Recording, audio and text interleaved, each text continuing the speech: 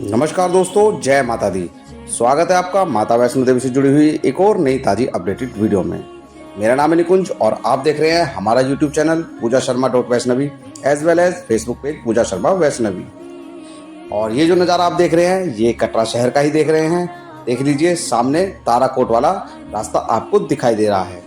आज की वीडियो में हम बात करेंगे सबसे पहले मौसम की, मौसम के बाद श्राइन बोर्ड के द्वारा दी जाने वाली सभी सुविधाओं की, माता रानी के दर्शन में कितना समय लग रहा है और इस समय भक्तों की भीड़ कितनी आ रही है माता रानी के दर्शन करने के लिए, अर्धकुंवारी परिसर में वेटिंग का समय कितना लग रहा है। इन सभी चीज़ों पर आज हम बात करने वाले हैं वीडियो के अंदर। तो वीडियो को बिल्कुल भी स्किप मत करना, ये वीडियो आपके लिए बहुत हेल्पफुल होने वाली है अगर आप भी आ रहे हैं माता रानी के दर्शन करने के लिए जुलाई के महीने में। अभी जो ये नज़ारा देख रहे हैं ये कटरा शहर का ही नज़ारा है और ये माता रानी जी की यात्रा शुरू करने से पहले का सबसे पहला पड़ाव यही है। यहीं से माता रानी जी की यात्रा शुरू की जाती है और यही आधार शिविर है कटरा मैन। सबसे पहले भक्तों कटरा पहुंचना पड़ता है। जो ये तस्वीरें देख रहे हैं आप, ये कटरा की ही हैं और कटरा में जाकर के ही आपको स्टे करना होता है।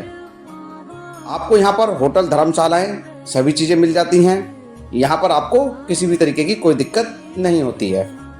सबसे पहले बात करूँ मैं यात्रा शुरू करने से पहले करना क्या होता है। यात्रा शुरू करने से पहले आपको लेना होता है RFID कार्ड। RFID कार्ड आपको कटरा रजिस्ट्रेशन काउंटर पर ही मिल जाएगा। कटरा मेन चौक पर ही टूरिस्ट रजिस्ट्रेशन काउंटर है जिस पर ये आपको RFID कार्ड मिल जाएगा। RFID कार्ड लेने के लिए आपके पास आपका ID कार्ड होना बहुत ज़्यादा ज़रूरी है। इस RFID कार्ड में आपका नाम, आपकी जगह का नाम और आपका मोबाइल नंबर एंटर्ड होता है। इस RFID कार्ड को आपको अपने गले में ही पहनना होता है यात्रा करने के दौरान। अगर आप यात्रा करते समय इस आई कार्ड को गले में नहीं पहनते हैं और आप इसको बैग में या जेब में रख लेते हैं और चेकिंग के दौरान आप पकड़े जाते हैं तो आपके ऊपर जुर्माना भी लग सकता है। अब सबसे पहले बात करेंगे माता रानी जी की यात्रा में मौसम की। माता रानी जी की यात्रा में इस समय मौसम बहुत अच्छा बना हुआ है। रुक रुक के माता रानी जी की यात्रा में बारिश देखने के लिए मिल रही है भक्तों को। मतलब कभी धूप निकल जाती है और कभी बादल आ जाते हैं और बारिश पड़नी शुरू हो जाती है। तो इस तरीके का मौसम माता रानी जी की यात्रा में रेगुलर बना हुआ है।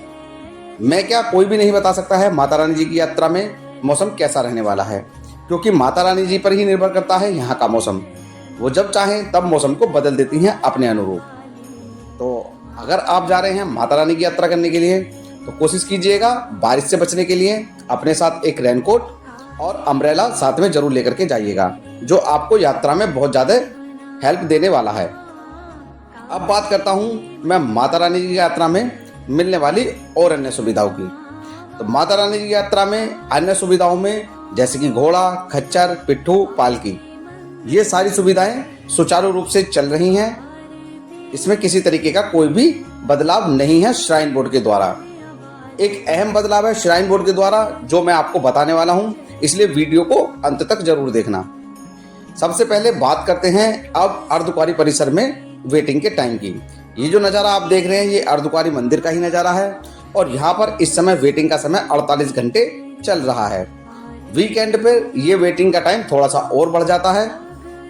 अगर आप आ रहे हैं अर्धकुंवारी में दर्शन करने के लिए और आपके पास समय ज़्यादा नहीं है तो आप यहाँ पर अटका आरती भी बुक कर सकते हैं। अटका आरती बुक करने के लिए आपको माता रानी जी की ऑफिशियल वेबसाइट www.maavaishnodevi.org पर जाना पड़ेगा और आपको अटका आरती बुक करनी होगी। अटका आरती बुक करने का शुल्क 300 रुपये है जो आपको वहीं वेबसाइट पे ले लिया जाएगा और आप आसानी से माता रानी जी की अटका आरती में गर्भजून गुफा में बैठ सकेंगे, जिसके बाद आरती के बाद आपको गर्भजून गुफा से दर्शन और पंचमेवा का प्रसाद भी इसी में मिलेगा। सबसे बड़ा अपडेट आपके लिए जो आया है वो आया है बैटरी कार का। तो बैटरी कार के लिए श्राइन बोर्ड ने एक अपडेट दिया है जिसमें सितंबर महीने से अब बैटरी कार सिर्फ दिव्यांगों के लिए और बुजुर्गों के लिए ही मिलेगी। ये बहुत बड़ा अपडेट है श्राइन बोर्ड का कि सितंबर महीने से बैटरी कार सिर्फ दिव्यांगों के लिए और बुजुर्गों के लिए ही अवेलेबल होगी हिमकोटी मार्ग पे। तो अगर बहुत सारे भक्त क्या करते थे, पहले बुक करा लेते थे और बैटरी कार के माध्यम से अर्धकुंवारी से भवन तक चले जाते थे। अब ऐसा बिल्कुल नहीं होगा क्योंकि बैटरी कार सिर्फ दिव्यांग और बुजुर्गों के लिए ही मैंडेटरी कर दी गई है सितंबर के पहले दिन से। तो इस बात का आपको खासा ध्यान रखना है।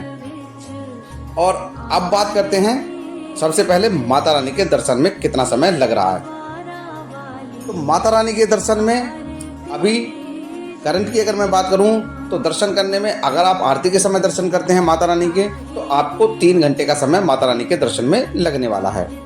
और अगर मैं बात करूं दिन के समय आप दर्शन करते हैं तो माता रानी के दर्शन करने में आपको आधा घंटे का समय लगेगा। और अगर आप रात्रि के समय माता रानी के दर्शन करते हैं तो आपको फिर भी 20 से 25 मिनट में माता रानी जी के दर्शन हो जाएंगे। माता रानी जी के दर्शन बिल्कुल सुचारू रूप से चल रहे हैं, किसी तरीके की कोई भी दिक्कत माता रानी के दर्शन में नहीं हो रही है भक्तों को। अभी जो ये नज़ारा देख रहे हैं ये हेमकोटी मार्ग का नज़ारा देख रहे हैं, और देख लीजिए किस तरीके से भक्तों की चहल पहल बनी हुई है।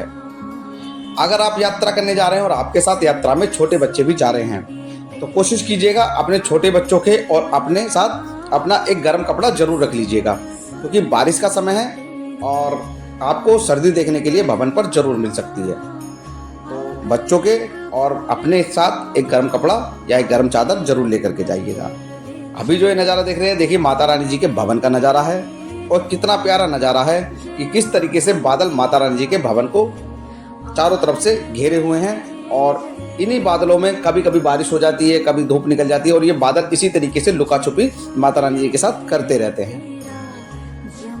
आप माता रानी के दर्शन करने के लिए आने हैं तो आप हमें अपने आने की तारीख जरूर शेयर कीजिएगा, आप किस दिन माता रानी के दर्शन करने के लिए आ रहे हैं। अब बात करते हैं माता रानी जी के दर्शन करने के लिए यात्रा कब शुरू करें। तो अगर आप आ रहे हैं और मौसम खुला हुआ है तो आप कोशिश कीजिएगा कि माता रानी जी की यात्रा सुबह सवेरे शुरू करें। कटरा से आप सुबह 4 बजे RFID कार्ड का काउंटर खुल जाता है, आप RFID कार्ड के काउंटर से RFID लेकर के तुरंत आप अपनी यात्रा शुरू कर लें। अगर आप सुबह 5 बजे यात्रा शुरू कर लेते हैं तो 11 बजे तक आप माता रानी जी के भवन पर पहुंच जाते हैं, और सेम डे ही आप अपनी यात्रा को खत्म करके नीचे कटरा वापस जा सकते हैं। लेकिन कोशिश कीजिएगा आप समय से ही माता रानी जी की यात्रा करें। अब बात करते हैं खाने पीने की। देखिए खाने पीने की पूरे रास्ते में माता रानी जी की यात्रा में किसी तरीके की भी कोई दिक्कत नहीं है। आपको जगह जगह पर स्टॉल मिल जाएंगे, दुकानें मिल जाएंगी खाने की पीने की, और श्राइन बोर्ड के द्वारा भी बहुत सारी सुविधाएं हैं। जो जलपान गृह और भोजनालय बने हुए हैं वो आपको पूरे रास्ते मिल जाएंगे, तो आपको बिल्कुल भी परेशान नहीं होना है। और भवन पर भी आपको बहुत सारे श्राइन बोर्ड के भोजनालय हैं, उसके साथ आपको बहुत सारे प्राइवेट रेस्टोरेंट जैसे कि नत्थू स्वीट्स, सागर रत्ना, मैकडोनाल्ड, ये सारी चीजें आपको भवन पर मिल जाती हैं। अब बात करता हूं मैं रोपवे सेवा की। रोपवे सेवा भी बिल्कुल सुचारू रूप से चल रही है माता रानी जी के भवन पर, जिसका समय सुबह 7 बजे से शाम को 5 बजे तक होता है। इसका टिकट पर व्यक्ति 100 रुपये होता है, जो कि आना और जाना दोनों होता है।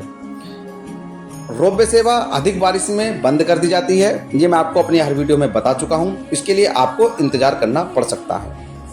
अगर आप हेलीकॉप्टर से यात्रा करना चाहते हैं तो हेलीकॉप्टर को भी खराब मौसम में बंद कर दिया जाता है, और अगर आपका हेलीकॉप्टर का टिकट है और हेलीकॉप्टर सेवा आपको नहीं मिलती है तो आप उसका रिफंड ऑफलाइन काउंटर पर जाकर भी ले सकते हैं। श्राइन बोर्ड के किसी भी ऑफलाइन काउंटर पर, चाहे वो दुर्गा भवन में हो, चाहे वो निहारिका कॉम्प्लेक्स में हो, कहीं पर भी जाकर के आप अपनी टिकट दिखाएंगे तो आपको अमाउंट रिफंड हो जाएगा। और सामने देख रहे हैं आप माता रानी जी का पवित्र भवन, जिसमें माता रानी विराजमान है।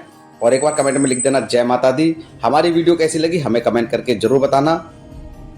मिलते हैं फिर एक ऐसी ही नई इन्फॉर्मेटिव वीडियो के साथ, तब तक के लिए जय माता दी, जय माँ वैष्णो देवी।